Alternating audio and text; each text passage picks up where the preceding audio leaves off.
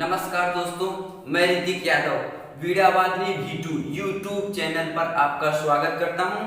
आज हम आप लोगों को ये बताएंगे चैप्टर दूसरा, फिजिक्स का चैप्टर दूसरा, जिसमें हमारी अगली हेडिंग क्या है, गोली दर्पणों द्वारा परावर्तन के लिए चिन्ह परिपाटी, यानी कि अवतल दर्पण है या उत्तल दर्पण है, उसमें कोई वस्तु किस स्थान पर, किसी स्थान पर रखी है तो वो प्लस में ली जाएगी या माइनस में ली जाएगी, आज हम ये जानेंगे। जैसे मान लीजिए कोई वस्तु यहाँ पर रखी है और इसकी ध्रुव से दूरी अगर हमको निकालनी है, वस्तु से ध्रुव के बीच की दूरी निकालनी है, तो इसे हम प्लस में लेंगे या माइनस में लेंगे, आज सिर्फ इसके बारे में बात करेंगे।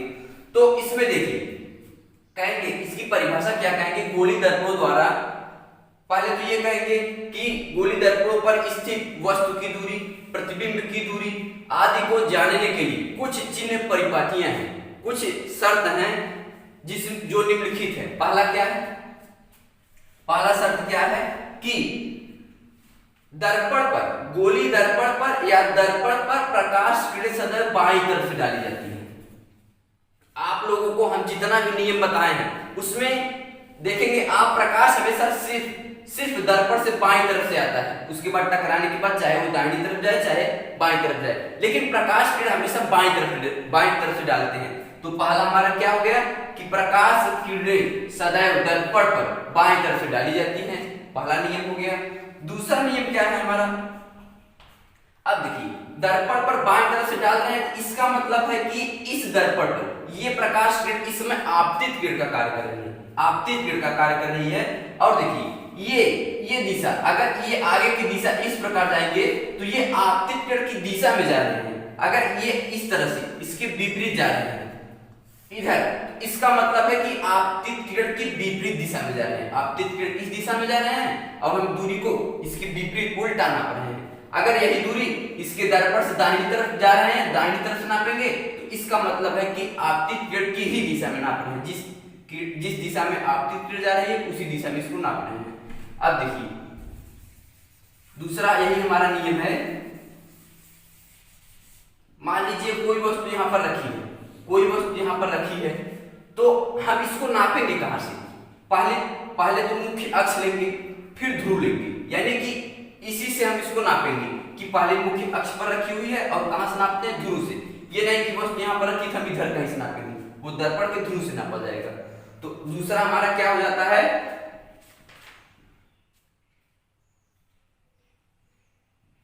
दूसरा हमारा होगा कि सभी दूरियां, चाहे इस तरफ हो चाहे इस तरफ हो, सभी दूरियां दर्पण के मुख्य अक्ष तथा ध्रुव के साथ नापी जाती है।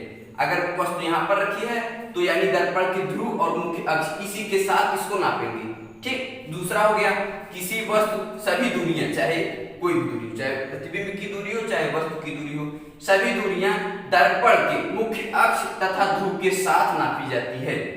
तीसरा हमारा नियम क्या है, तीसरा नियम यह है कि आपतित किरण की दिशा में, आपतित किरण की दिशा में या दर्पण के ध्रुव के बाईं तरफ की दूरियां आपतित किरण की दिशा के विपरीत दिशा में, देखिए ये ध्रुव है, इधर हमारा दाहिनी तरफ हो जाएगा, इधर हमारा बाईं तरफ हो जाएगा, और जो दर्पण के ध्रुव के दाहिनी तरफ की दूरी होगी वो आपतित किरण की दिशा में होगी, जिस दिशा में आपतित किरण जा रही थी उसी दिशा में हम दूरी को नाप रहे हैं। और दर्पण के ध्रुव की बाईं तरफ की बात करेंगे तो देख रहे हैं कि आपतित किरण इस दिशा में जा रही है तो हम इसको किस दिशा में नाप रहे हैं, इसके विपरीत दिशा में नाप रहे हैं। तो दोनों को एक साथ ले लेंगे, क्या कहेंगे कि इस तरह से कर सकते हैं, दर्पण के ध्रुव के दाहिनी तरफ या आपतित किरण की दिशा में, ये समझ में आ गया। दूसरा क्या कर सकते हैं, दर्पण की ध्रुव की बाईं दिशा में, दर्पण की ध्रुव की बाईं दिशा या आपतित किरण की विपरीत दिशा, आपको समझ में आ गया होगा। तो तीसरा हमारा नियम क्या हो जाता है कि दर्पण के ध्रुव के दाहिनी तरफ, दर्पण के ध्रुव के दाहिनी तरफ या आपतित किरण की दिशा में नापी गई दूरियां धनात्मक चिन्ह के साथ ली जाती हैं। अगर यहां पर कोई वस्तु रखा है, अगर उसको हम नापेंगे, यहां पर कोई वस्तु रखा है तो देखिए ध्रुव से दाहिनी तरफ जा रहे हैं और आपतित किरण की दिशा में जा रहे हैं, इसलिए कोई भी दूरी होगी या 5 कुछ भी है, अभी आप लोगों को बताएंगे कैसे। अगर 5 लिख रहे तो वहां पर +5 लेंगे, शर्त तीसरा यही था। कि आपतित किरण की दिशा में नाप रहे थे। अब देखिए, अब जस्ट इसी का उल्टा हो जाएगा। चौथा हमारा नियम क्या है कि आपतित किरण की विपरीत दिशा में, आपतित किरण की विपरीत दिशा में तथा दर्पण की ध्रुव की बाएं तरफ की दूरियां ऋणात्मक चिन्ह के साथ ली जाती है। पांचवा हमारा शर्त क्या है, मान लीजिए कोई वस्तु यहां पर रखी है, तो आप देख रहे हैं हम ध्रुव के साथ नापेंगे तो ध्रुव से किस दिशा में जा रहे हैं, बाईं तरफ जा रहे हैं, इसलिए ये क्या हो जाएगा, मान लीजिए इस इतनी पूरी दूरी 10 है तो यहाँ पर -10 लगा देंगे। अगर यही वस्तु या प्रतिबिंब इस बगल होता तो मुझसे क्या करते हैं, +10 कर देते। ये समझ में आ गया, 4 हो गया। अब लास्ट हमारा क्या है,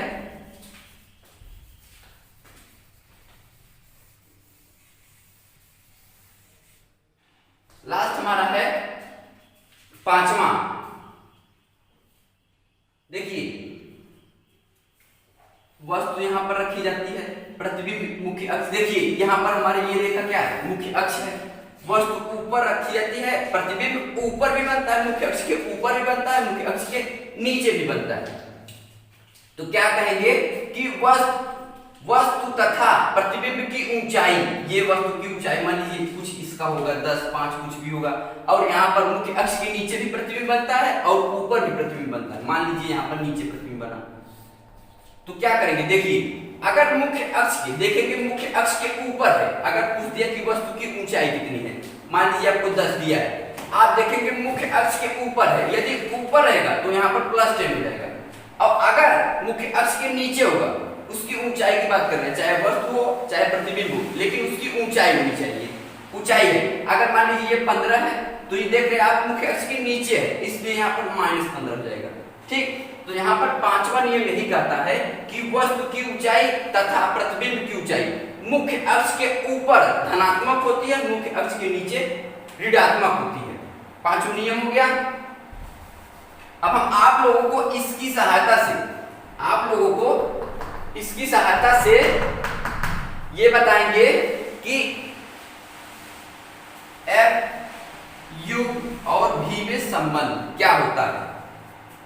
आप पहले ये समझिए, देखिए अवतल दर्पण में फोकस दूरी F जो होता है, फोकस दूरी और वक्रता केंद्र C, ये दर्पण के ध्रुव के बाईं तरफ होता है। अवतल दर्पण की बात कर रहे हैं, तो जब बाईं तरफ होता है तो यहाँ पर अवतल दर्पण में F को किस चिन्ह के साथ लेंगे, माइनस चिन्ह के साथ लेंगे। ठीक, उसके बाद यानी फोकस दूरी, मुख्य फोकस तथा ध्रुव के बीच की दूरी को फोकस दूरी कहते हैं। तो आप देख रहे हैं इस दूरी को नापने के लिए हम ध्रुव से बाईं तरफ जा रहे हैं या आपतित किरण की विपरीत दिशा में जा रहे हैं, तो यहाँ पर माइनस हो गया।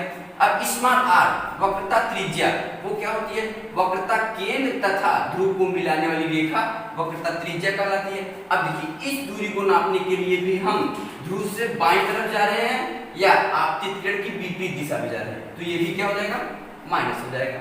अब देखिए अब उत्तल दर्पण की बात करेंगे। उत्तल दर्पण में जो हमारा उत्तल दर्पण का फिगर होता है वो इस प्रकार होता है। इसमें फोकस दूरी तथा वक्रता केंद्र जो होता है वो दर्पण से दाहिनी तरफ होता है। फोकस दूरी और वक्रता केंद्र वक्रता त्रिज्या सभी क्या होती है, दर्पण से दाहिनी तरफ होती है। ये हमारा ध्रुव हो गया। अब देखिए इसमें फोकस दूरी यानी कि ध्रुव तथा मुख्य फोकस के बीच की दूरी, अब देखिए इसकी बीच की दूरी को निकालने के लिए हम ध्रुव से दाहिनी तरफ जा रहे हैं, ध्रुव से दाहिनी तरफ जा रहे हैं तथा आपतित किरण की दिशा में जा रहे हैं। आपतित किरण जिस दिशा में जा रहे थे हम भी उसी दिशा में जा रहे हैं। तो उत्तल दर्पण में फोकस दूरी को धनात्मक लिया जाता है। वक्रता त्रिज्या इसी प्रकार देख लेते हैं। वक्रता त्रिज्या देखिए, अब देखिए ध्रुव तथा वक्रता केंद्र के बीच की दूरी को वक्रता त्रिज्या कहते हैं। अब इसे भी नापने के लिए, इसे भी मापने के लिए हम ध्रुव से दाहिनी तरफ जा रहे हैं या आपतित किरण की दिशा में जा रहे हैं, इसलिए ये भी क्या हो जाएगा, प्लस हो जाएगा। अब देखिए अवतल दर्पण में U बराबर क्या होगा, उत्तल दर्पण में U बराबर क्या होगा। आपको पता है जितना भी हमने इसके पहले वाली क्लास में जितना भी हमने आपको नियम बताया था उसमें आप देखे होंगे सभी वस्तु दर्पण से, चाहे वो अवतल दर्पण हो या उत्तल दर्पण हो, सभी वस्तु जो है दर्पण से बाईं तरफ रखी जाती है। और इस अवतल दर्पण में 6 बार बाएं स्थान पर रखा गया था। एक अनंत पे, दूसरा अनंत तथा वक्रता केंद्र पर, फिर वक्रता केंद्र पर, फिर वक्रता केंद्र तथा मुख्य फोकस के बीच में, फिर मुख्य फोकस पर, फिर मुख्य फोकस और ध्रुव के बीच में 6 बार रखा गया था। और सभी बार वस्तुएं जो है दर्पण से बाएं तरफ की जाती थी। इसी प्रकार उत्तल दर्पण में क्या था, 2 स्थिति थी, एक था अनंत और दूसरा था अनंत तथा ध्रुव के बीच में। उस भी स्थिति में क्या होता था कि वस्तु को दर्पण से बाईं तरफ रखी जाती थी। तो आप देख रहे हैं दोनों ही दर्पणों में वस्तु जो है हमेशा दर्पण से बाईं तरफ होती है। मान लीजिए यही कई वस्तु रखी है, चाहे वो अवतल दर्पण हो या उत्तल दर्पण हो, तो आप इसकी दूरी को नापेंगे। ये u क्या है, वस्तु की दूरी, दर्पण यानी ध्रुव से वस्तु की दूरी, जो वस्तु हमारी रखी गई है उससे दर्पण के ध्रुव की दूरी पूछा गया है। तो आप देख रहे हैं इस दूरी को नापने के लिए आप ध्रुव से बाएं तरफ जा रहे हैं, ध्रुव से बाएं तरफ जा रहे हैं या आपतित किरण की विपरीत दिशा में जा रहे हैं। तो इसमें क्या हो जाता है, u को माइनस में ले लेंगे। वही स्थिति उत्तल दर्पण में भी कार्य करता है। इसमें भी वस्तु जो है वो दर्पण से बाईं तरफ होता है। तो u क्या है, वस्तु की दूरी है। तो ध्रुव से इसे नापने के लिए हम क्या करते हैं, बाईं तरफ आते हैं ध्रुव से, और आपतित किरण की विपरीत दिशा में जा रहे हैं, इसलिए ये भी माइनस हो जाता है। तो ये होता है कि अवतल दर्पण उत्तल दर्पण में u हमेशा क्या होता है, माइनस होता है। अब u माइनस क्यों होता है, u हमारा क्या है, वस्तु की दूरी है, ये दर्पण से हमेशा बाईं तरफ की जाती है, इसलिए ये दोनों माइनस होते हैं। और ये दोनों हमारे राशि f और r अवतल दर्पण में बाईं तरफ होते हैं, जबकि उत्तल दर्पण में दाहिनी तरफ होते हैं।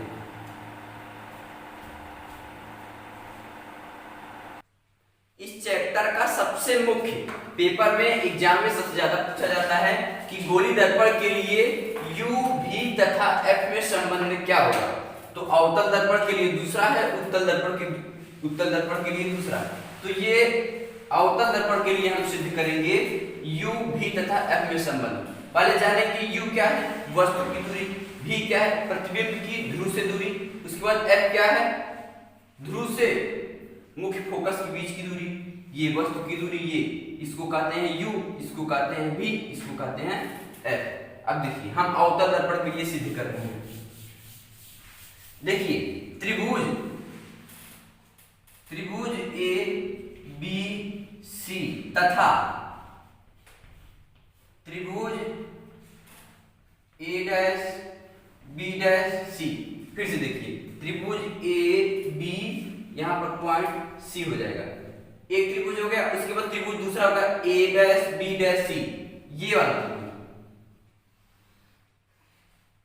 वाला त्रिभुज इस त्रिभुज के समकोणिक है, ठीक, समकोणिक है, इसलिए क्या हो जाएगा, त्रिभुज a, अब देखिए इसमें a b c और a dash b dash c में जब एक दूसरे के समकोणिक होंगे तो कहेंगे a b upon a dash b dash equal to b c upon b dash c। समकोणिक है, एक दूसरे के समकोणिक है, इसलिए इस त्रिभुज का लंब बटे दूसरे त्रिभुज का लंब, तो इसका लंब क्या है, AB है, और इस त्रिभुज का लंब क्या है, A डैश B डैश, इसलिए कहेंगे AB upon A dash B dash. फिर बराबर इस त्रिभुज का आधार BC, इस त्रिभुज का आधार B डैश C, तो यहां जाएगा बराबर BC upon B dash C, समीकरण नंबर 1। उसके बाद देखिए, अब देखिए पॉइंट P जो है, पॉइंट P से ये हमारा मुख्य अक्ष है, इस पे एक लंब डालते हैं जो पॉइंट N पर मिलता है। बिंदु P से एक लंब डालेंगे मुख्य अक्ष पर जो N पर मिलता है, तब देखिए एक त्रिभुज ये बन गया, एक त्रिभुज ये बन गया। तो कहेंगे इसमें त्रिभुज A डैश, यहां पर P N F तथा A dash B dash F आपस में समकोणिक है। जिस प्रकार ये दोनों आपस में समकोणिक थे, अब उसी प्रकार ये वाला त्रिभुज एक हो जाएगा P N F, एक त्रिभुज ये हो गया और ये हो गया A dash B dash F, एक त्रिभुज ये हो गया, एक दूसरे के आपस में समकोणिक है। तो समीकरण 1 की तरह इसको बनाएंगे P N लंब लेंगे, पी एन अपान इस त्रिभुज का लंब बटे इस त्रिभुज का लंब। तो यहाँ पर क्या है, A dash B dash equal to इस त्रिभुज का आधार बटे इस त्रिभुज का आधार। इस त्रिभुज का आधार क्या है, F N upon F B dash, F B dash. समझ में आया? त्रिभुज समकोणीय त्रिभुज है तो यानी पहले त्रिभुज का लंब बटे दूसरे त्रिभुज का लंब बराबर पहले त्रिभुज का आधार बटे दूसरे त्रिभुज का आधार। ये हो गया। अब देखिए Pn के स्थान पर हम a भी लिख सकते हैं। क्यों? क्योंकि ये एक दूसरे के बराबर दिखाई दे रहे हैं, इसलिए यहां पर लिखेंगे Pn बराबर ab रख सकते हैं। क्यों? क्योंकि ये आपस में एक दूसरे के बराबर है। तो समीकरण 2 में Pn का मान रखने पर Pn का मान क्या रख सकते हैं, ab। यहां पर हो जाएगा ab upon a dash b dash equal to फिर वही F N upon F B dash. ये हो गया। अब देखिए एफ एन, देखिए अगर दर्पण का द्वारा छोटा हो, अगर नहीं इसमें दर्पण का द्वारा छोटा होता ही है क्योंकि लेंस इतना छोटा होता है, इसलिए कहेंगे कि दर्पण का द्वारा छोटा है। इसलिए ये दर्पण का द्वारा छोटा का पॉइंट P जो होगा ये पॉइंट R है, ये पॉइंट P है।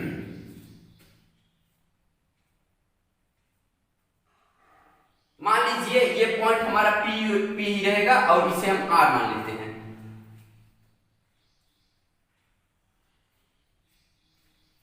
इसे P रहने दीजिए क्योंकि ये दर्पण का ध्रुव है और ये किसी पॉइंट R पर मिल रहा है। अभी मतलब कि ध्रुव और मुख्य फोकस थोड़ा सा कंफ्यूजन हो जाएगा, इसलिए इसको P रहने देंगे, इसको R बना देंगे। तो जहां जहां पर P था वहां पर R लिख दे रहे हैं। बस ये हो गया, एक त्रिभुज हो गया। अब देखिए तो पॉइंट R जो है पॉइंट P के नजदीक हो जाएगा, बहुत नजदीक होगा, और उस पर जो हम लंब डालेंगे पॉइंट N जो है वो पॉइंट P के एकदम लगभग एकदम उसी के करीब होगा, यानी उसका मान जो होगा Fn का मान जो होगा FnP हो जाएगा। क्यों? क्योंकि ये पॉइंट इसके बहुत करीब हो जाएगा, बहुत नजदीक रहेगा, इसलिए ये दूरी बराबर ये दूरी हो जाएगी एकदम लगभग। अब देखिए क्या करेंगे, इसके नीचे यहां पर देखिएगा नहीं, यहां पर लिख देंगे AB upon A dash B dash equal to देखिए Fn दर्पण का द्वारा छोटा हो गया तो पॉइंट N पॉइंट P के नजदीक हो जाएगा, इसलिए Fn की जगह FP ले लेते हैं। यहां पर क्या हो जाएगा Fn, इसको ले लेंगे FP अपान FB डैश, इसे इसी तरह रख देंगे FB डैश। समीकरण नंबर 3। अब कहेंगे देखिए यहां पर AB upon A dash B dash, इसलिए कहेंगे समीकरण 1 तथा समीकरण 3 से समीकरण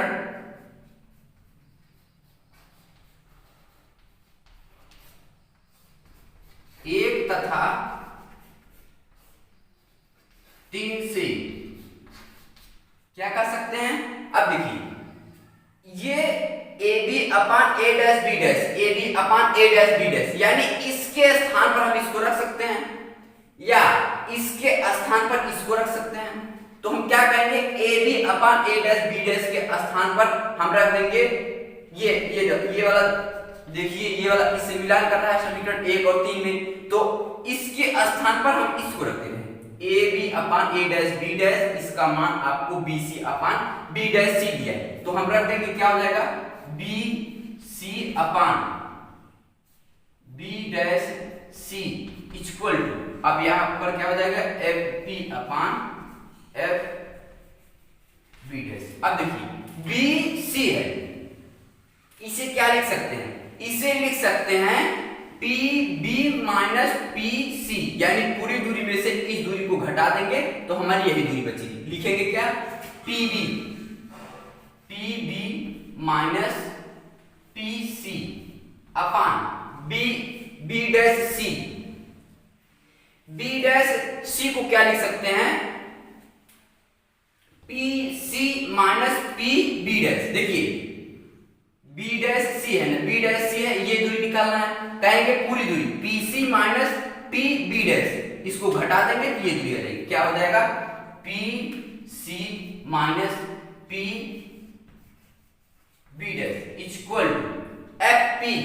एफ पी को उसी तरह छोड़ देंगे, ये हमारी दूरी जो है ये हो जाएगी F P upon F B dash. इसको क्या लिख सकते हैं? P, देखिए ये दूरी निकालना है, इसलिए क्या करेंगे? P B dash minus P F, इसमें से इसको घटा देंगे तो ये दूरी आ जाएगी। क्या हो जाएगा? P B dash, P B dash minus P B dash minus P F. देखिए अब ये हमारा आ गया। थोड़ा सा देखिए, अब इसे समीकरण 4 बना लेते हैं। देखिए अब इनका मान रखने पर, जितनी राशियां हैं इनका मान रखेंगे। देखिए पी बी ये क्या है? हमारी वस्तु है, वस्तु है। अब देखिए वस्तु को हम किससे लिखते हैं? यू से लिखते हैं। अब देखिए इस जो वस्तु रखी है ये ध्रुव से, दर्पण के ध्रुव से बाईं तरफ जा रहे हैं, तभी तो पता चल रहा है कि वस्तु की दूरी बाईं तरफ है। तो बाईं तरफ जा रहे हैं, इसलिए यहां पर माइनस यू हो जाएगा। यहां पर क्या हो जाएगा? माइनस यू हो जाएगा, यानी पी बी के स्थान पर तो हम कहेंगे यू लेंगे, लेकिन इसको नापने के लिए, मापने के लिए हम दर्पण से बाईं तरफ आ रहे हैं, इसलिए माइनस ले लेंगे। यहां पर क्या हो जाएगा? माइनस यू, फिर ऑलरेडी क्या है? माइनस ब्रैकेट में पी सी। अब देखिए ध्रुव तथा वक्रता केंद्र के बीच की दूरी को वक्रता त्रिज्या स्मॉल आर कहते हैं। यहां से यहां तक की दूरी को वक्रता त्रिज्या स्मॉल आर कहते हैं। अब इस दूरी को भी ऋणात्मक लेंगे, क्यों? क्योंकि ध्रुव से बाईं तरफ जा रही है, इसलिए इसे क्या लेंगे? Minus R upon P C वही दूरी हमारी है, दर्पण से बाईं तरफ आ रहे हैं और वक्रता त्रिज्या इसलिए माइनस आर हो जाएगा। फिर यहां पर माइनस चिन्ह लगा दिए, ब्रैकेट में हो जाएगा पी बी डैश। अब देखिए ये हमारा क्या है? ये हमारा है प्रतिबिंब की दूरी। प्रतिबिंब की दूरी भी होता है, और इसको भी नापने के लिए हम ध्रुव से बाईं तरफ जा रहे हैं, ध्रुव से बाईं तरफ जा रहे हैं, इसलिए यहां पर हो जाएगा माइनस भी इक्वल टू पी एफ मुख्य फोकस दूरी हो गई। ध्रुव तथा मुख्य फोकस के बीच की दूरी को फोकस दूरी कहते हैं। तो यहां पर देखिए पी एफ फोकस दूरी हो गई, एफ स्मॉल एफ हो गया। इसको भी नापने के लिए हम ध्रुव से बाईं तरफ जा रहे हैं, इसलिए यहां पर हो जाएगा माइनस एफ अपान पी बी। फिर से वही दूरी पी बी डैश है, पी बी डैश। तो देखिए ये क्या है? ये हमारा क्या है? प्रतिबिंब की दूरी है, इसलिए प्रतिबिंब की दूरी को भी से लिखते हैं और वही फिर से बाईं तरफ नापते हैं इसको, इसलिए माइनस भी लिखेंगे। यहां पर माइनस बी हो गया, फिर माइनस ब्रैकेट में क्या है? पी एफ इसको क्या लेते हैं? Minus F. क्यों? क्योंकि फोकस दूरी है, इसको भी नापने के लिए बाईं तरफ आ रहे हैं। तो इसमें सभी दूरियां ऋणात्मक ली जा रही हैं। क्यों? क्योंकि वो ध्रुव से बाईं तरफ नाप रहे हैं, ध्रुव से बाईं तरफ जा रहे हैं, नाप रहे हैं, या आपतित किरण की विपरीत दिशा में नाप रहे हैं। अब देखिए आपको कल सिद्ध कराया गया था कि R इक्वल टू 2f, वक्रता त्रिज्या जो होती है वो फोकस दूरी की डबल होती है, या ये बताया गया था यह इक्वल टू R अपान 2, ये बताया गया था। यानी जो फोकस दूरी है वो वक्रता त्रिज्या की, ये देखिए फोकस दूरी जो होती है वो वक्रता त्रिज्या की आधी होती है। तो यहां पर R के स्थान पर हम लिख सकते हैं 2f। अब देखिए यहां पर लिख देंगे R इक्वल टू f अपान 2। तो इस समीकरण में R का मान रखने पर माइनस यू माइनस R के स्थान पर क्या हो जाएगा? 2f अपान माइनस R के स्थान पर क्या हो जाएगा? 2f माइनस, यहां पर ऑलरेडी क्या है? पहले से माइनस भी है, equal minus f upon minus भी, फिर यहां पर माइनस f। अभी इस समीकरण में सिर्फ R का मान रख दिए हैं। उसके बाद देखिए अब ब्रैकेट को खोलेंगे तो माइनस यू, ब्रैकेट जब खुलेगा तो माइनस माइनस प्लस हो जाएगा, plus 2f upon minus 2f, bracket खुलेगा तो यहां पर देखिए ये थोड़ा सा गड़बड़ हो गया, ये 2f हो गया, फिर ये ब्रैकेट में यहाँ पर माइनस था, फिर ब्रैकेट में फिर माइनस था, माइनस भी था, तो यहाँ पर जब ब्रैकेट खुलेगा देखिए यहाँ पर माइनस माइनस प्लस हो जाएगा, यहाँ पर भी हो जाएगा इक्वल टू, उसके बाद क्या हो जाएगा F minus F upon minus भी, और माइनस माइनस ब्रैकेट खुलेगा तो माइनस माइनस प्लस एफ हो जाएगा। उसके बाद इसका गुणा इधर करेंगे, इसका गुणा इधर करेंगे। देखते हैं, इसको मिटा दे रहे हैं क्योंकि ये वाला हो गया है। अब देखिए तिर्यक गुणा जिसे बोलते हैं, अब देखिए क्या हो जाएगा माइनस यू प्लस 2f एक पे हो गया, इसका गुणा इसमें करें इसलिए माइनस भी प्लस एफ इक्वल टू, इसका गुणा इधर करेंगे तो हो जाएगा माइनस एफ ब्रैकेट में माइनस 2f प्लस भी, ये हो गया। अब देखिए अब इस इन दोनों का आपस में गुणा करेंगे, देखिए माइनस माइनस प्लस यू भी, फिर देखिए इसका गुणा इसमें करेंगे plus minus minus U F या एफ यू या यू एफ। उसके बाद देखिए इसका गुणा इसमें करेंगे माइनस प्लस माइनस, यहां पर जाएगा 2f भी। उसके बाद इसका गुणा इसमें करेंगे तो plus plus plus 2f square equal to, यहां पर देखिए इस ब्रैकेट को खोलेंगे तो minus minus plus 2f square, फिर देखिए प्लस माइनस माइनस, यहां पर हो जाएगा f भी, ये समीकरण हो गया। उसके बाद देखिए यहां पर क्या हो जाएगा, इस 2f स्क्वायर वाले राशि को उस तरफ ले लेते हैं, बाकी सभी राशि को इस तरफ ले लेते हैं, प्लस u भी माइनस भी एफ यू एफ, यहां पर हो जाएगा यू एफ माइनस 2f भी, इसको उस तरफ ले जाएंगे, इसको इस तरफ लेंगे तो माइनस एफ भी है इसलिए बराबर की इस बगल आएगा तो क्या हो जाएगा प्लस एफ भी इक्वल टू, पहले से आगे 2f square plus 2f square बराबर के उस बगल जाएगा तो हो जाएगा माइनस 2f स्क्वायर, ये इससे कैंसिल हो जाएगा, इससे ये कैंसिल हो गया, यानी इस बराबर के दाहिनी तरफ 0 हो गया। अब इसको हल करेंगे, देखिए इसमें कोई भी राशि इससे नहीं मिल रही है इसलिए यहां पर सिर्फ इसको वैसे लिख देते हैं प्लस यू भी, फिर देखिए माइनस यू भी, ये भी किसी राशि से नहीं मिल रहा, यहां पर हो जाएगा माइनस यू एफ। अब देखिए यू भी एफ भी मिल रहा है दोनों राशि, तो देखिए प्लस माइनस ये वाली इस राशि, ये राशि बड़ी है, इसके सामने क्या है माइनस है, क्योंकि ये सिर्फ एफ भी है, ये 2f भी है, तो ये वाली राशि बड़ी है इसलिए इसके सामने क्या है माइनस है, तो माइनस लगा देंगे। अब देखिए प्लस माइनस माइनस 2f भी में से 1f भी घटा देंगे तो यहाँ पर आ जाएगा f भी इक्वल टू, बराबर के दाहिनी तरफ सब कट गया, कोई भी राशि नहीं बची, यहाँ पर 0 हो गया।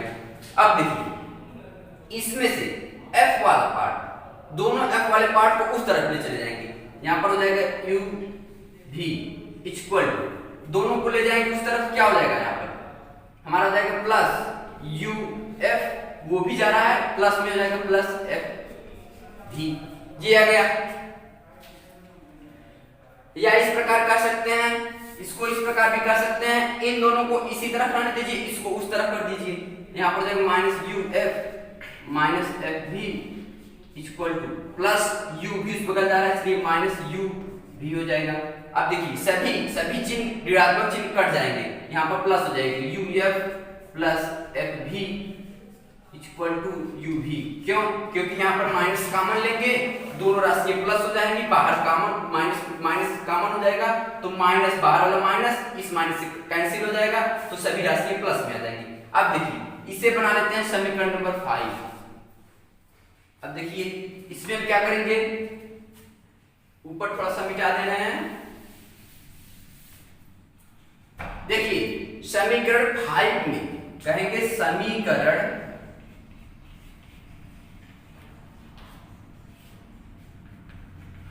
समीकरण 5 में कहेंगे यू भी एफ का भाग देने पर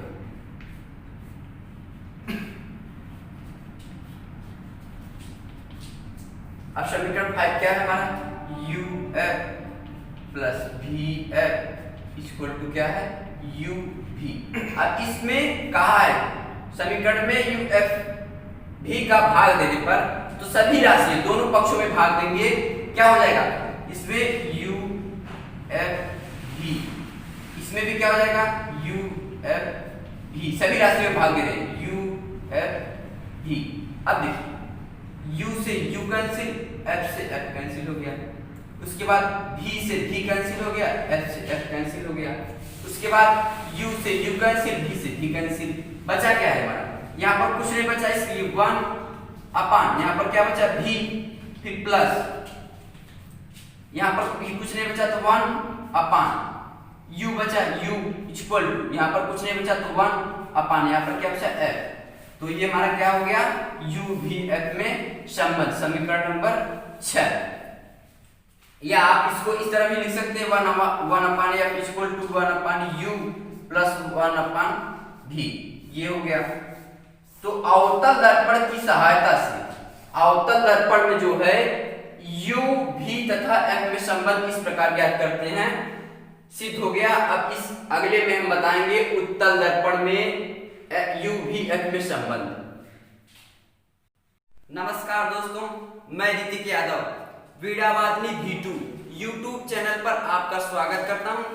क्लास 10th की फिजिक्स में दूसरा चैप्टर चल रहा था, जिसमें हेडिंग हमारी है उत्तल दर्पण के लिए यू भी तथा एफ में संबंध।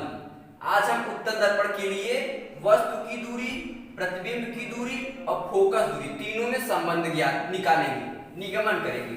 देखिए पहले हम चित्र में कहेंगे, पहले लिखेंगे क्या कि M1 M2 द्वारा का एक उत्तल दर्पण है, जिसकी फोकस दूरी F, वक्रता केंद्र C है, ध्रुव P है। कोई वस्तु उत्तल दर्पण के सामने किसी भी स्थान पर रखी गई है, वस्तु से चलने वाली पहली प्रकाश किरण दर्पण से परावर्तन के पश्चात, वस्तु से चलने वाली पहली प्रकाश किरण दर्पण से परावर्तन के पश्चात मुख्य फोकस पर आती हुई प्रतीत होती है। दर्पण से चलने वाली दूसरी प्रकाश किरण दर्पण के वक्रता केंद्र पर आती हुई प्रतीत होती है, दर्पण के वक्रता केंद्र पर आती हुई प्रतीत होती है। दोनों प्रकाश किरणें एक दूसरे को a डैश पर, बिंदु a डैश पर काटती हैं। जिस बिंदु पर दोनों प्रकाश किरण एक दूसरे को आपस में काटती हैं, उसी बिंदु पर उस वस्तु की आकृति बन जाती है। अब देखिए इसका निगमन कैसे करेंगे। इसमें आप देख रहे हैं एक त्रिभुज ये बन गया, यहां पर होगा ए बी। देखिए त्रिभुज ए बी और सी, ये एक हमारा त्रिभुज बन गया।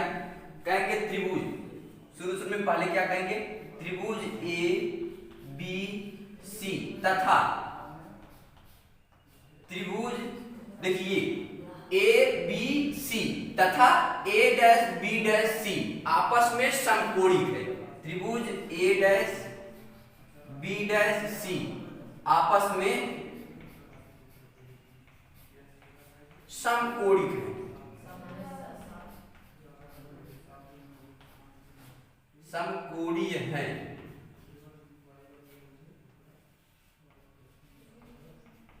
अब देखिए शर्त क्या है, जब दो त्रिभुज आपस में समकोणिक होते हैं तो हम उसका, उन दोनों त्रिभुज का लंब बराबर, यानी पहले त्रिभुज का लंब फिर बटे दूसरे त्रिभुज का लंब बराबर पहले त्रिभुज की आधार बटे दूसरे त्रिभुज की आधार, अगर समकोणिक होगा तो हम इस रूप में लिख सकते हैं।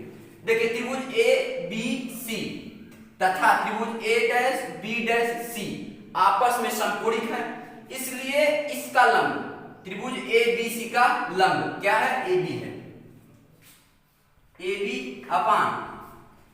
अब छोटे त्रिभुज ए डैश बी डैश सी, इसका लंब क्या है, ए डैश बी डैश, यहां पर हो जाएगा A dash B dash equal to, अब पहले त्रिभुज का आधार ए बी सी, त्रिभुज ए बी सी का आधार क्या है? B C. यहां पर लिख देंगे बी सी अपान दूसरे त्रिभुज का आधार ए डैश बी डैश सी, इसका आधार होगा बी डैश सी, इसका आधार हो गया बी डैश सी, समीकरण नंबर एक। अब देखिए, अब कहेंगे जो वस्तु से चलने वाली पहली प्रकाश किरण थी वो दर्पण के बिंदु R पर काटती है। अब कहेंगे बिंदु R से मुख्य अक्ष पर लंब डालने पर, बिंदु R से मुख्य अक्ष, ये लाइन हमारी क्या है? मुख्य अक्ष है, इस पर हम लंब डालेंगे। तो ये मान लीजिए कोई एक पॉइंट यन है। अब देखिए इसमें भी एक त्रिभुज बन गया, क्या बन गया? R N F, ये देखिए R N, इधर देखिए R N F, ये एक त्रिभुज बन गया, एक छोटा त्रिभुज A dash B dash F, दो त्रिभुज बन गए जो जिस तरह पहला सा था उसी प्रकार दूसरे में भी क्या होंगे? एक दूसरे के समकोणिक होंगे। क्या कहेंगे कि त्रिभुज R N F तथा त्रिभुज A dash B dash F, A dash B dash F आपस में समकोणिक, आपस में समकोणीय हैं। पहले की तरह इसको भी लिख सकते हैं, अगर दो त्रिभुज आपस में समकोणिक है इसका मतलब है कि पहले त्रिभुज का लंब बटे दूसरे त्रिभुज का लंब बराबर पहले त्रिभुज का आधार बटे दूसरे त्रिभुज का आधार। तो देखिए त्रिभुज R N F तथा त्रिभुज A dash B dash F आपस में समकोणिक है, इसलिए त्रिभुज R N F का लंब R N हो गया, R N हो गया, यहां पर लिखेंगे R N अपान दूसरे त्रिभुज A dash B dash F का लंब, इसका लंब हो जाएगा A dash B dash, A dash B dash equal to पहले त्रिभुज का आधार R N F का आधार क्या होगा? N F, यहां पर हो जाएगा N F अपान दूसरे त्रिभुज का आधार क्या हो जाएगा? यहां पर A dash B dash F, इस त्रिभुज में आधार होगा B डैश F, यहां पर लिख देंगे B डैश F। अब देखिए इसमें जो R N रेखा है, R N जो ऊंचाई है वो लगभग AB के बराबर है, R N AB के बराबर है। यहां पर लिख देंगे कि R N equal to AB, ये हो गया, इसको हम समीकरण नंबर 2 मान लिए। अब कहेंगे कि समीकरण 2 में Rn का मान रखने पर, Rn का मान कितना है? AB है। अब यहां पर Rn के स्थान पर क्या रख देंगे? AB, AB upon A dash B dash equal to NF upon B dash F। समीकरण 2 में Rn के स्थान पर AB रख दिए, AB हो गया इसके स्थान पर, उसके बाद बाकी सभी मान वही रहेगा, A dash B dash equal to NF upon B dash F हो गया। अब देखिए NF, ये जो हमारा क्या है? NF।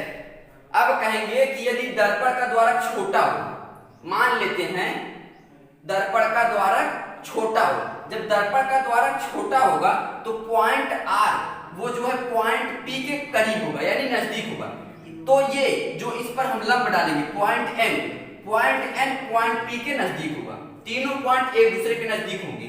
आपको समझाने के लिए, सिर्फ समझाने के लिए दर्पण को बड़ा बनाया जाता है, उस पे ध्रुव पॉइंट R पॉइंट N दूर दूर दिखाया जाता है ताकि आप लोगों को समझ में आए।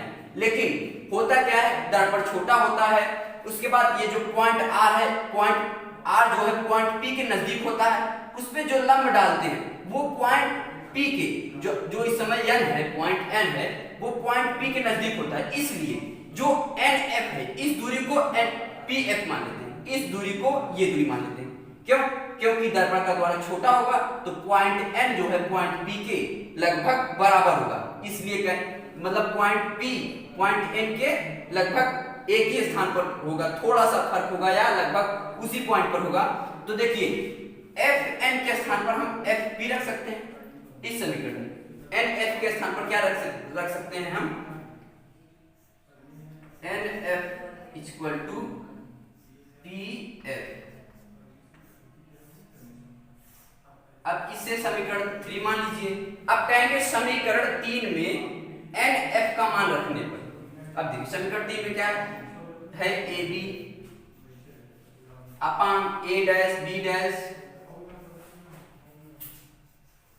ए dash B dash equal to N F के स्थान पर हम रख सकते हैं P F upon B dash F. अब देखिए इसे मान लेते हैं समीकरण 4।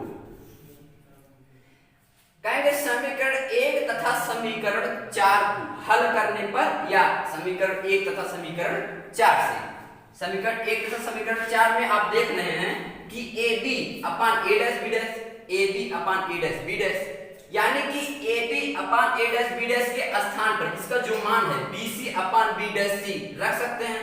तो इसके स्थान पर हम इसको रख दे रहे हैं, क्या है इसके स्थान पर, B C upon B dash C equal to P F upon B dash F.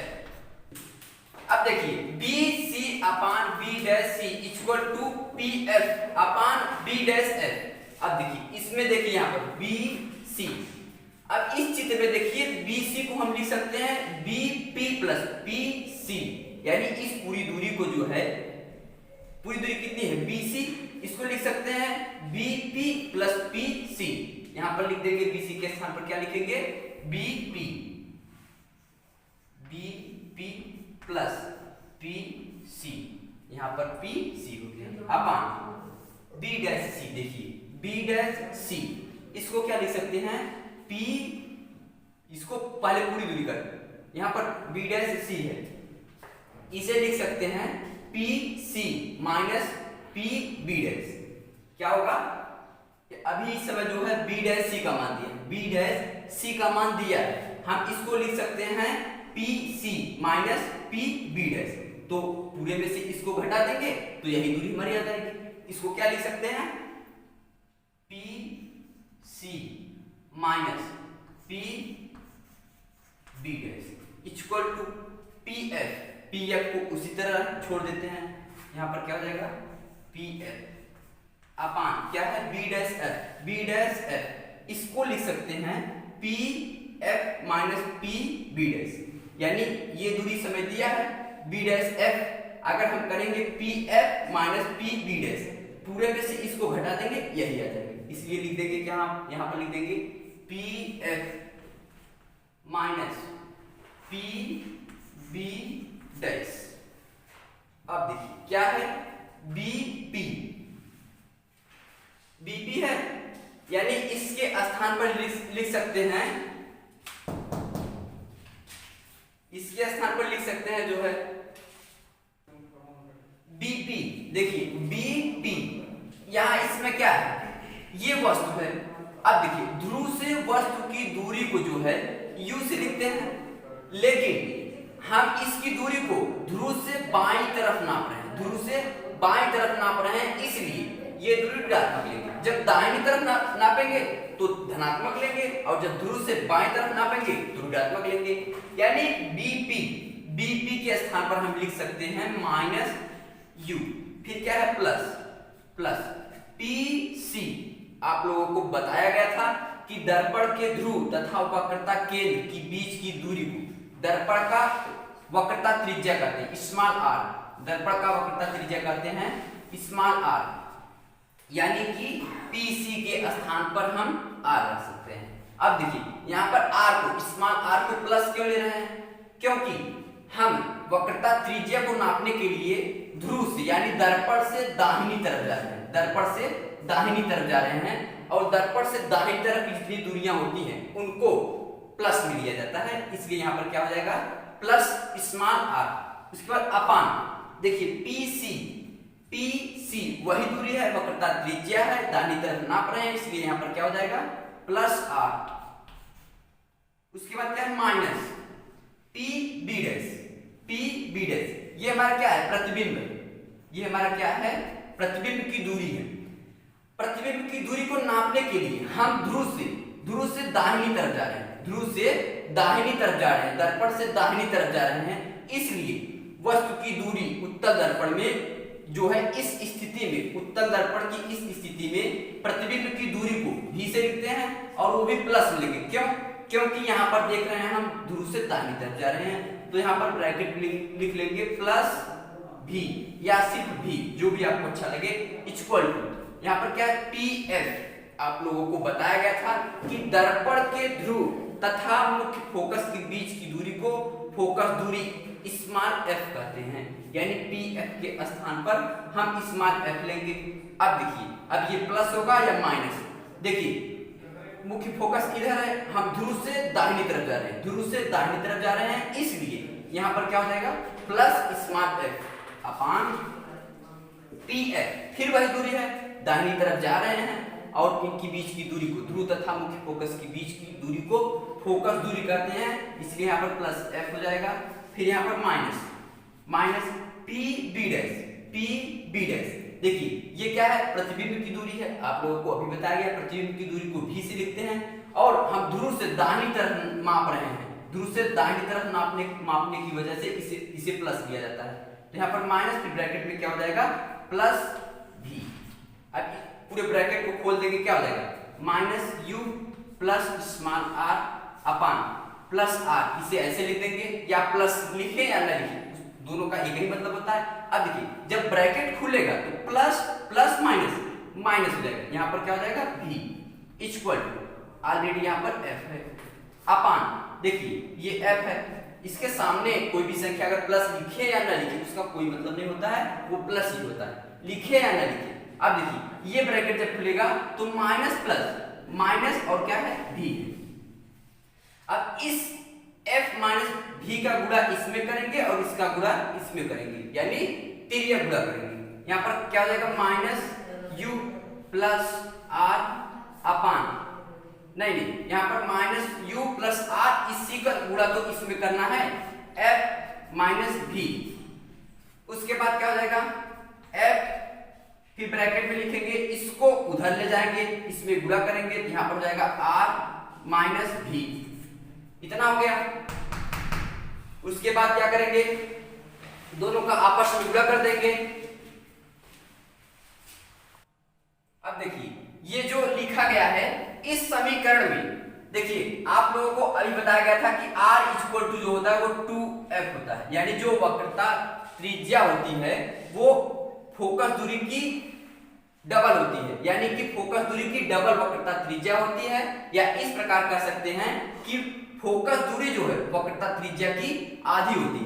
तो जहां पर r लिखा गया है वहां पर उसका मान 2f रख सकते हैं। देखिए यहां पर हो जाएगा माइनस u, फिर क्या है प्लस r के स्थान पर लिख देंगे 2f।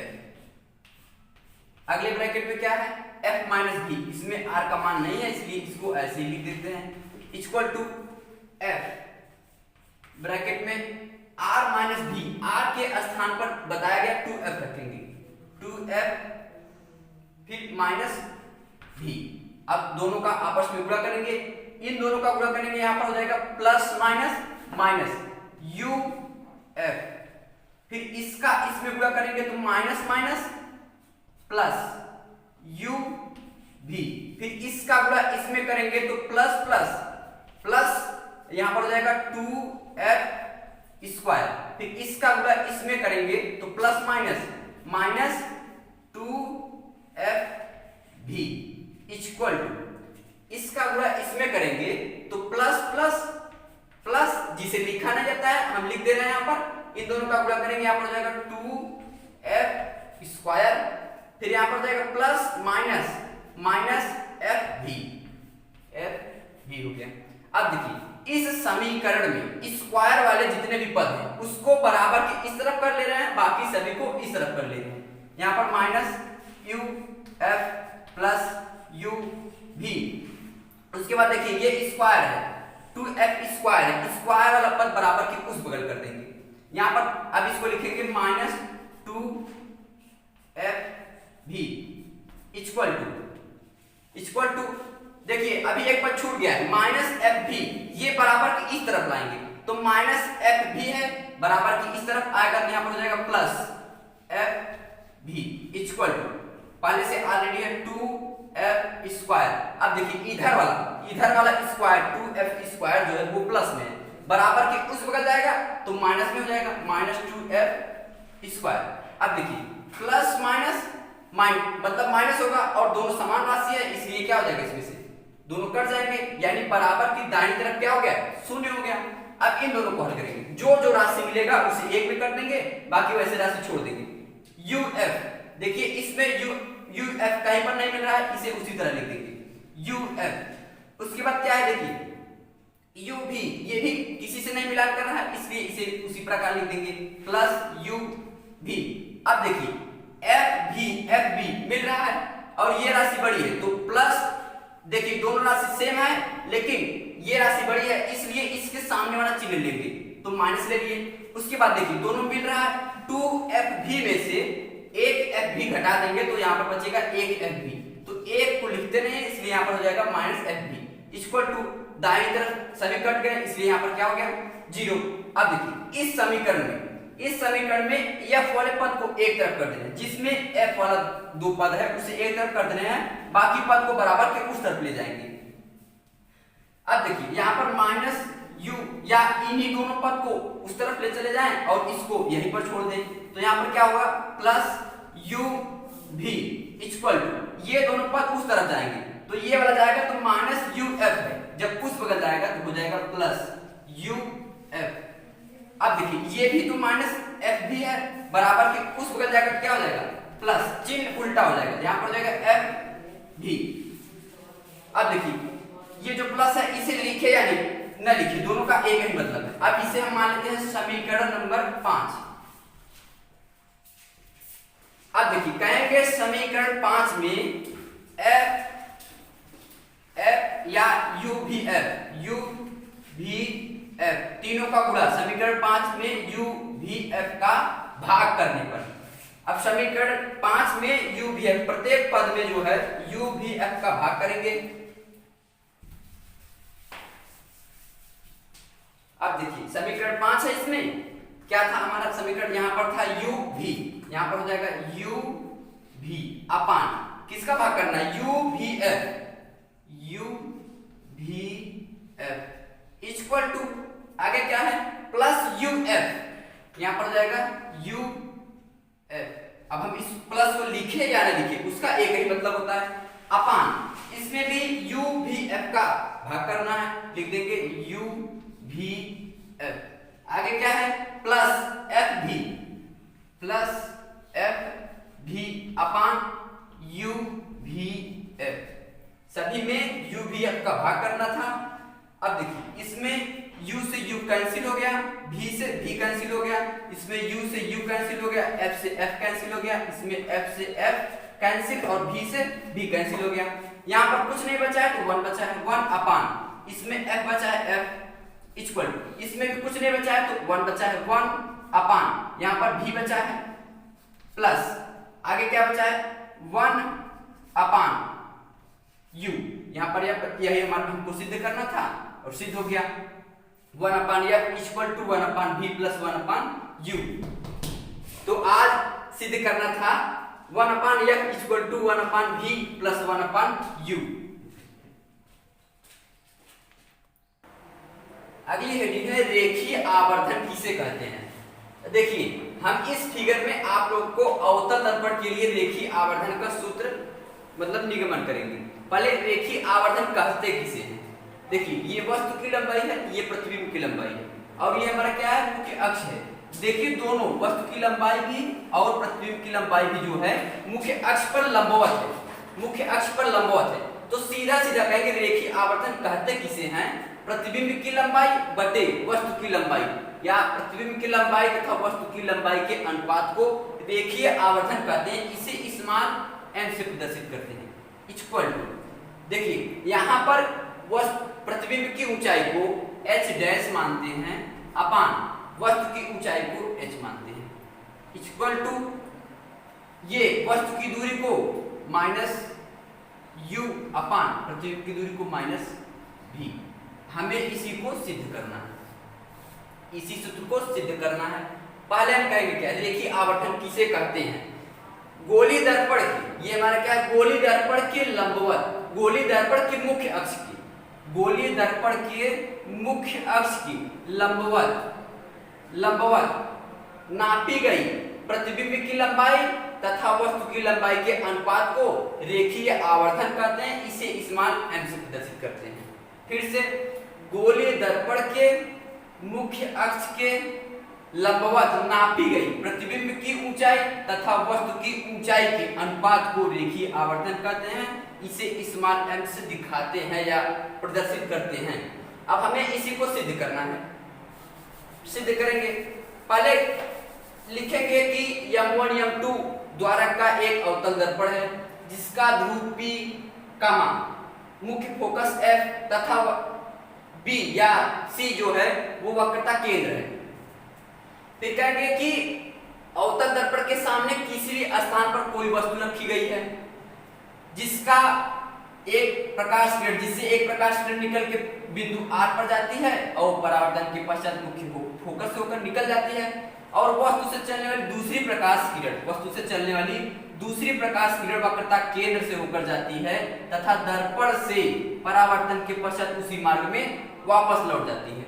अब देखिए, इसमें BP जो रेखा है, मुख्य अक्ष BP जो रेखा है वो पॉइंट P पर लंब है या कहेंगे अभिलंब। परावर्तन का नियम लगा रहे हैं इसमें, जो लंब होता है उसे अभिलंब बोलते हैं।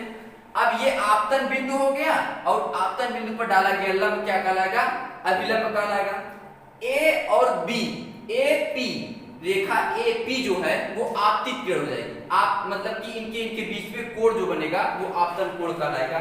जैसे देखिए, यानी A P को मिला दिए और P A डैश को मिला दिए, कहेंगे कि A P B त्रिभुज A P B या कोण तथा B P A dash, B P A dash, ये A P B तथा B P A डैश दोनों कोणों पर जो है परावर्तन का नियम लागू होगा। कहेंगे इनसे क्या होगा, कोण A P B equal to कोण B P A डैश परावर्तन के नियम से, परावर्तन के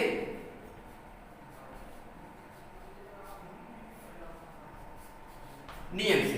परावर्तन का नियम क्या था कि आपतित किरण तथा अभिलंब के बीच बना कोण अभिलंब तथा परावर्तित किरण के बीच बने कोण के बराबर होता है। इसलिए त्रिभुज A P B बराबर होगा B P A डैश के, यहां पर A डैश के।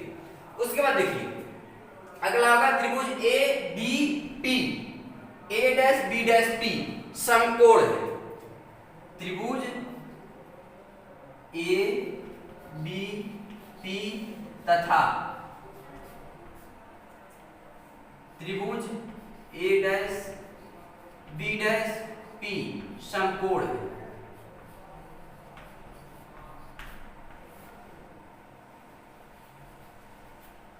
फिर से क्या है, A B P ये वाला त्रिभुज A dash B dash P इस त्रिभुज के क्या है, समकोण है। आपको हम बताए थे समकोण अगर है तो उसमें हम कह सकते हैं कि इसका लंब, छोटे वाले त्रिभुज का लंब बराबर बटे इस त्रिभुज का लंब, फिर बराबर इस त्रिभुज का आधार बटे इस त्रिभुज का आधार, यानी कि छोटे त्रिभुज का लंब या बड़े त्रिभुज का लंब, जो भी आप कहेंगे दोनों सही है। पहले हम मान लेते हैं छोटे A dash B dash P, इसका लंब क्या होगा, A डैश B डैश। अगर समकोण होगा तभी ये शर्त लागू होता है, A डैश B डैश अपान। अब देखिए, इस त्रिभुज A B P, इस त्रिभुज में इसका लंब हो गया AB अपान AB हो गया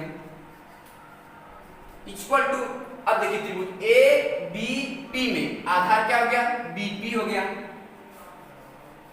BP अपान छोटे वाले त्रिभुज का लेंगे। पहले छोटे वाले त्रिभुज का लेंगे, A dash B dash P में इसका आधार होगा B dash P, B dash P. अब बड़े वाले त्रिभुज ए बी सी, इसका आधार होगा बी पी, यहां पर लिख देंगे बी पी। अब देखिए चिन्ह परिपाटी के नियम से, चिन्ह परिपाटी के नियम में आप लोगों को बताया गया था कि मुख्य अक्ष के नीचे की दूरी, मुख्य अक्ष के लंबवत नीचे की दूरी को ऋणात्मक के साथ लेते हैं और मुख्य अक्ष के ऊपर, मुख्य अक्ष के ऊपर की दूरी को, मुख्य अक्ष के लंबवत जो ऊपर की ऊंचाई है उसे हम प्लस में नापते हैं, धनात्मक में लेते हैं। तो ए dash B dash, A dash B dash, पहले तो ए डैश बी डैश क्या है, प्रतिबिंब की ऊंचाई है और मुख्य अक्ष के लंबवत नीचे की दिशा में है, इसलिए पहले कहेंगे कि ए डैश बी डैश प्रतिबिंब की ऊंचाई एच डैश एच है, एच डैश है। अब इसको देखिए मुख्य अक्ष के नीचे है इसलिए यहां पर क्या लेंगे, माइनस लेंगे। तो ए डैश बी डैश के स्थान पर क्या हो गया, H dash minus upon A B, A B वस्तु की ऊंचाई है जो मुख्य अक्ष के लंबवत ऊपर की दिशा में है, इसलिए इसे एच लेंगे और वो भी प्लस में इक्वल टू, ये हम मानेंगे कि प्रतिबिंब की ऊंचाई एच डैश है और वस्तु की ऊंचाई एच है, फिर वस्तु की ध्रुव से दूरी u है, प्रतिबिंब की ध्रुव से दूरी v है। इसे इन चारों राशियों को हमें मानना पड़ेगा। ए बी क्या है, ए बी देखिए वस्तु की ऊंचाई है जो मुख्य अक्ष के लंबवत ऊपर है इसलिए यहाँ पर प्लस एच ले लिए। B dash P, B dash P आप लोगों को अभी बताया गया है कि प्रतिबिंब से ध्रुव के बीच की दूरी को क्या कहते हैं, प्रतिबिंब की दूरी कहते हैं। प्रतिबिंब की दूरी को v से लिखते हैं। अब देखिए ध्रुव से बाएं तरफ आ रहे हैं इसलिए इसे माइनस भी लिखेंगे, माइनस भी। चिन्ह परिपाटी का नियम था कि ध्रुव से बाएं तरफ की दूरी को ऋणात्मक लिया जाता है और ध्रुव से दाहिनी तरफ की सभी दूरी को धनात्मक लिया जाता है। अब देखिए बी पी क्या है, बी और पी देखिए वस्तु की दूरी है, ध्रुव से वस्तु की दूरी बीपी है। अब देखिए इसको भी नापने के लिए हम ध्रुव से या दर्पण से बाईं तरफ आ रहे हैं इसलिए इसको भी हम किस में लेंगे, माइनस में लेंगे और वस्तु की दूरी को u से लिखते हैं तो माइनस u हो गया यहाँ पर, यही हमको सिद्ध करना था। अब देखिए इसमें प्लस को लिखे या नहीं लिखे उसका वही मतलब होता है, इससे इस प्लस से इस माइनस से ये माइनस कट गया इसलिए यहाँ पर हो जाएगा minus H dash upon H equal to minus भी, यहाँ पर माइनस हो गया v अपान u। या इस प्रकार कर सकते हैं समीकरण, इसे एक मान लेंगे, या इस प्रकार भी कर सकते हैं कि h dash upon h equal to minus v upon u और रेखीय आवर्धन को हम यम माने थे इसलिए इसके आगे यम लगा सकते हैं इक्वल टू यम। समीकरण 1 और 2 से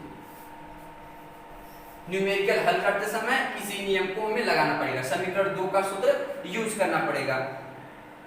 अगर प्रतिबिंब की ऊंचाई और वस्तु की ऊंचाई दिया रहेगा और u भी, इसमें अगर इस तरह से हल कर सकते हैं, लेकिन यहाँ पर इसको माइनस लेंगे इसको प्लस लेंगे, नहीं तो सवाल करने में थोड़ी सी कठिनाई होगी, इसलिए क्योंकि यहाँ पर अक्सर ये वाला सूत्र और ये वाला सूत्र कार्य करता है, इसलिए जो है इस सूत्र से हम न्यूमेरिकल लगाएंगे। देखिए इस समीकरण में यहाँ पर माइनस भी और माइनस यू लिखा गया था, माइनस माइनस यहाँ पर माइनस है, इसे इस प्रकार काटेंगे, ऊपर वाला माइनस ऊपर वाले माइनस से कैंसिल हो जाएगा, तब यहाँ पर ये क्या हो जाएगा, ये plus H dash upon H equal to ऊपर वाला माइनस कट गया है तो यहाँ पर माइनस ये यू के साथ माइनस हो जाएगा। लेकिन इसको लिखते समय जो है इस लाइन के सामने भी लिख सकते हैं और समीकरण में हल करते समय इस सूत्र को हल जब लगाएंगे किसी भी नियम में, कहीं भी किसी भी प्रश्न में, तो उसमें u जो होगा उसे हम हमेशा माइनस में लेंगे। जैसे अगर u का मान दे दिया है कि 10 है तो वहां पर माइनस 10 लेंगे, क्योंकि यहाँ पर आपको पता चल रहा है कि जो u है ये माइनस में, ये ऋणात्मक है और जो v हमारा है वो धनात्मक है। तो ये देखिए जो सूत्र आपको दिख रहा है ये अवतल दर्पण तथा उत्तल दर्पण दोनों के लिए सेम है, सेम दोनों सूत्र एक लागू होता है इस पर। अब देखिए अब इसमें हम न्यूमेरिकल बताएंगे।